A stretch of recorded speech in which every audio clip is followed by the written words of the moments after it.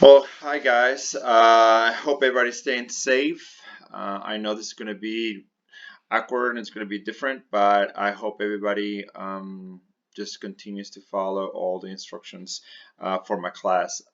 This specific video is going to be about your exam number 3. I want to show you where you can find the exam and also the modifications I've done for the exam as I had before. So right now, this is your Blackboard, and you should be able to go to assignments and exams as before.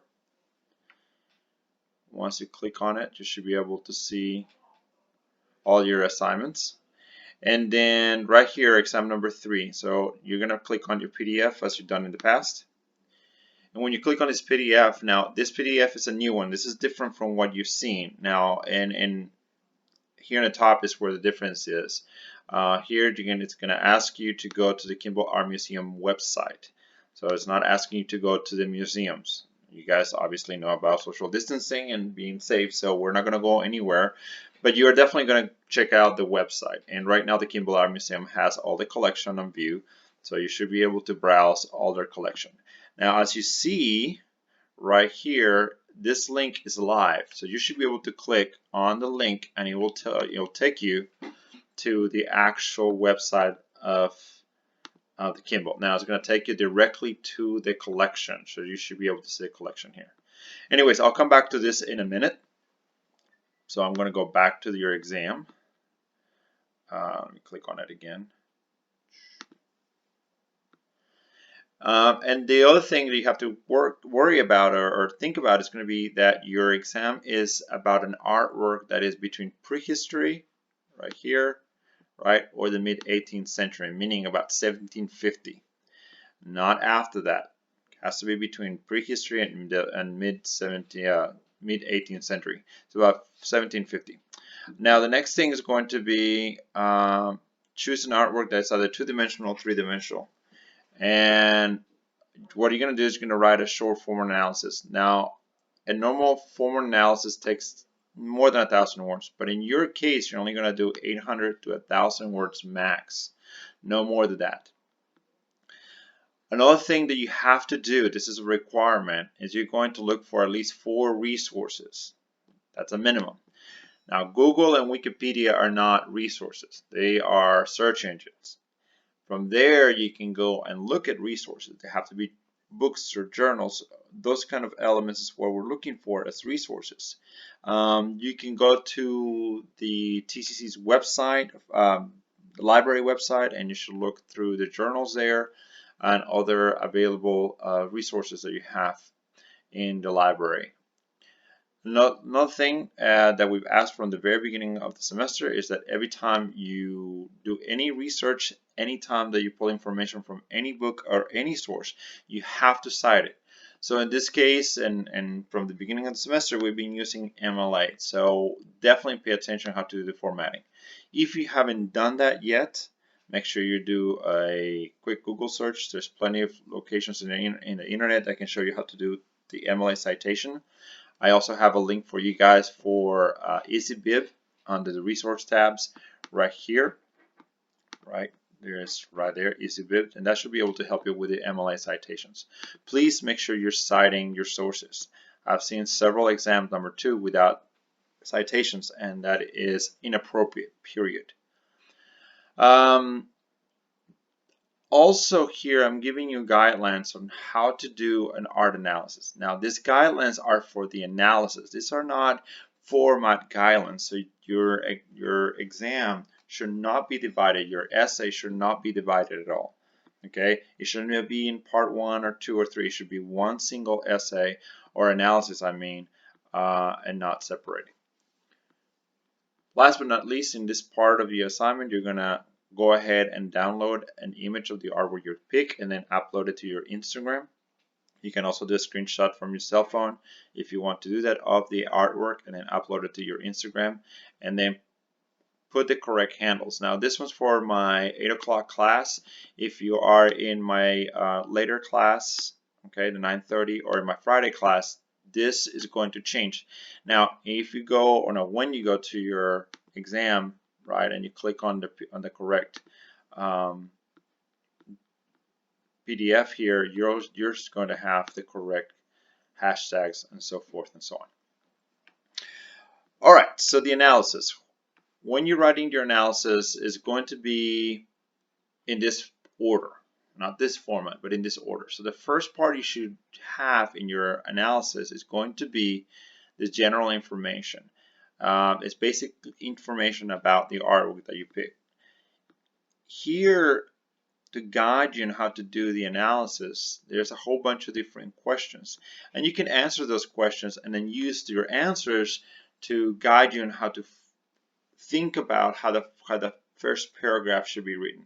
So it's just content for your first paragraph. This is very important, very simple things like who the artist was and what year was it made, what copy was it a copy or was it the original, where it came from, etc.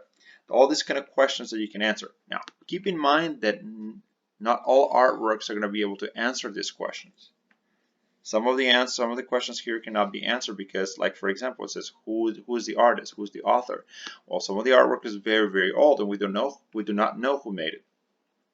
So you're not going to be able to answer the question. You're not going to be able to put that in your essay, your analysis. But keep in mind that this is just a guide. This is just helping you create the assignment. Part number 2 is a brief description of the artwork. And this is also one single paragraph, and it's something we've been doing from the very first day, okay? Which is discuss what you're seeing. So the sculpture, what kind of materials, what kind of elements, what the subject matter, etc., etc., etc. All of those things is what goes in here. Now, there are more questions that will guide you on how to fill out the next section or the next paragraph. Part number 3 is what you guys are very good at, and there should be 2 or 3 paragraphs. Here are the elements and principles of design. Now, my suggestion is not to do every single one of them. Look at your artwork, look at what you're seeing, and then choose like 2 or 3 maybe of the elements and 2 or 3 of the principles of design, and then focus on how those elements and principles are being used. What's the focus they're creating? I'd rather you write about those individually, like 2 or 3, than about 7 and 8. That's 15, total in here. Okay, so be mindful of that. It's an analysis, so be thoughtful in what you're writing.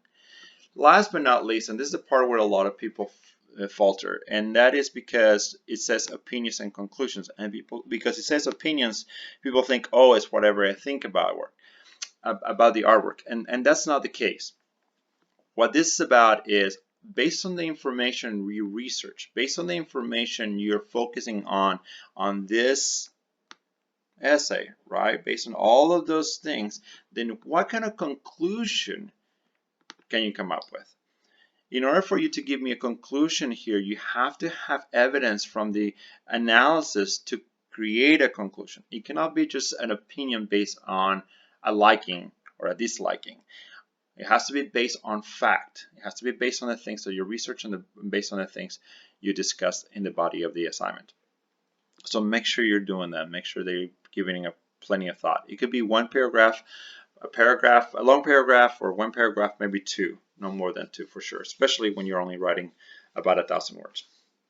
Okay, so here's a couple more directions on how to do the last opinion and conclusion. It says support your discussion or content with facts about the artwork, which is basically what I just said.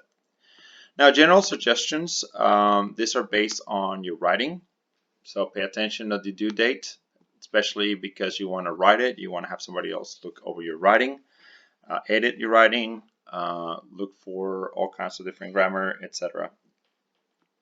Also, italicize and underline artworks. I've been saying this from day 1, especially after the first exam. A lot of people had issues with that. On the second exam, I've seen some issues regarding that, not as many. So keep in mind that you do have to italicize or underline artworks. Make sure you're talking about the artwork in the present tense. Yes, the artwork's old. Yes, the artwork was made a while back, but it still exists. So it's still a present object. So you have to talk about the artwork in the present tense. Now, if you're talking about the artist and when it was made, obviously you will not because they're dead. However, the artwork itself is still present. So keep that in mind. Formal writing, we've been doing this from day one. Please, please, please avoid using I, me, he, she, us, we, or you. That's for informal writing, not for formal writing. Make sure you're using the third person when you're writing. I've seen some issues with exam number 2 with the use of I too much, and I'll be discussing those elements in a different video for you guys. Be specific, meaning when you're talking about the artwork, do not refer to it as the artwork or the picture. If it's a painting, call it a painting. If it's a drawing, call it a drawing. If it's a photograph, and so forth and so on and so forth, right? If it gets too repetitive to say the painting or the object has a name, call it by its name, even if it's long. Just write out the full name of the artwork. But make sure you're being specific. This one, number 6 and number 7, are about your resources, your research. Since you're going to be doing research and you're going to be reading books and journals and all kinds of sources, you must cite your sources. There's no way around it. You have to do correct citation. You have to give credit to your sources, and you have to do it in MLA style. No way around it. For MLA style, in the body of your analysis, there should be parenthetical citations, meaning there are citations that includes a paragraph, or a page number if it's a book, or other information regarding the source, plus the last name of the author. And then at the very end of the document, like let's say in here, you would have works cited, and you'll have a list of those in alphabetical order. If you do not know how to do MLA style, make sure you look at the resources from the library at TCC, or just do a Google search on how that's properly done. Number 8, have somebody proofread your document. Now, unfortunately, we're not able to do the writing center. However, have somebody else look over your writing. It's pretty simple for me to know that your writing was or wasn't aided by somebody else. So make sure you have somebody else help you with your writing, to edit it, just to look over it, find things that are redundant, find things that doesn't make sense, and change them. And if you need any help, obviously just email me at any time. Your exam is due on the 10th of April, so you still have a few weeks to work on it. I might extend the due date, but you guys have plenty of time right now with being not having to go to school. So actually physically go to school, I mean. So I'm hoping that you guys can get it done by then. Let's look back at the website. So when you go to the Kimball Art Museum website and you go to the link that I gave you, this is going to be the permanent collection. This is what the Kimball owns within their collection. Now you can do a date range, right? So here's the different ranges, and as you can see, we have artworks from 3200 BC, before the Common Era, all the way up to contemporary times. However, we're gonna stop right here. This is about where where our assignment ends, right? 1750, somewhere around here. Now, as you can see, there is a whole, actually no, right here, 14, 16, right here. So as you can see, the Kimball has a phenomenal collection of really old artwork, and that's why you're having to use this database. The best way to do it here is when you come to the very bottom of the website, it's better to just click on last